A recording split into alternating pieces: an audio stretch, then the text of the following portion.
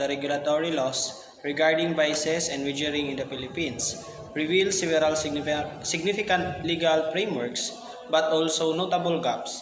Republic Act number 9165 or the Comprehensive Dangerous Drug Act of 2002 aims to combat illegal drug use and its associated vices through stringent penalties for drug-related offenses.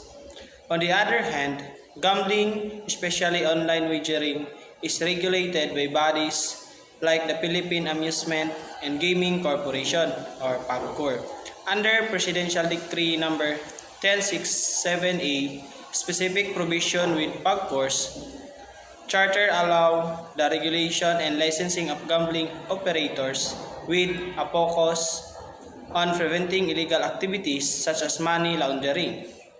A notable deficiency in the country's vices-related law in the ambiguity surrounding online gambling, particularly the regulation of the Philippine Offshore Gaming Operators or POGO. POGO operations have created complex regulatory challenges despite PAGCOR's authority to regulate gambling. POGO operators primarily serve foreign customers, which complicate jurisdictions and enforcement. This lack of clarity in enforcement, particularly concerning issues like tax evasion and human trafficking like to POGO operations, is a clear legal lacuna. To rectify this, a more comprehensive framework should be established, detailing the regulatory responsibilities of different agencies involved in overseeing online gambling and tightening monitoring mechanism for foreign operators. Additionally, specific legislation addressing the employment conditions of workers in these sectors should be drafted to prevent abuse and exploitation. Assessing the efficacy of anti-vice initiatives undertaken by the government reveals mixed results. While the Philippines has seen progress in curbing drug use through aggressive campaigns like President Duterte's War on Drugs, these efforts have been criticized for extrajudicial killings and human rights abuses.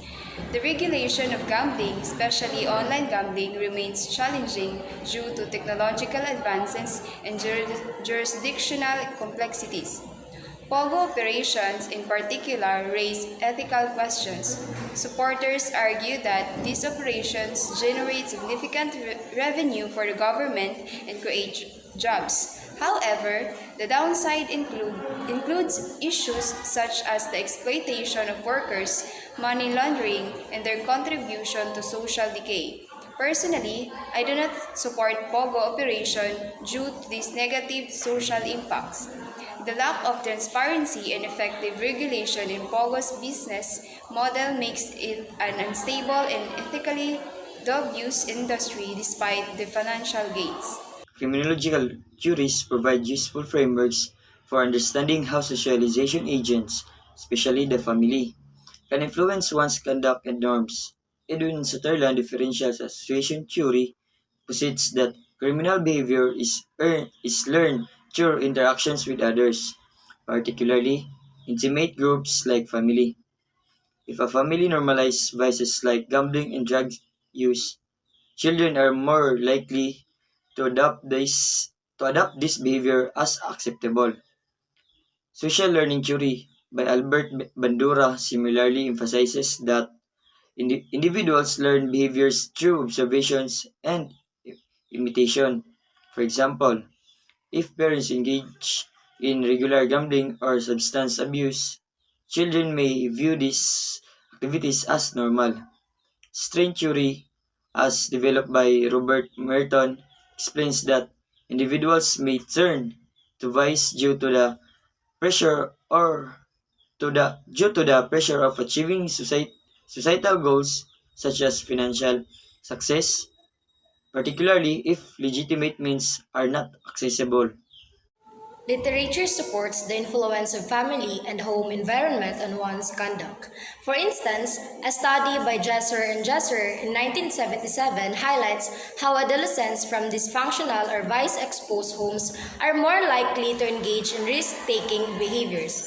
Furthermore, a report by the Philippine Institute for Development Studies, or PIDS, that identifies family structure and relationship as key determinants in shaping children's attitudes towards vices like gambling or substance abuse.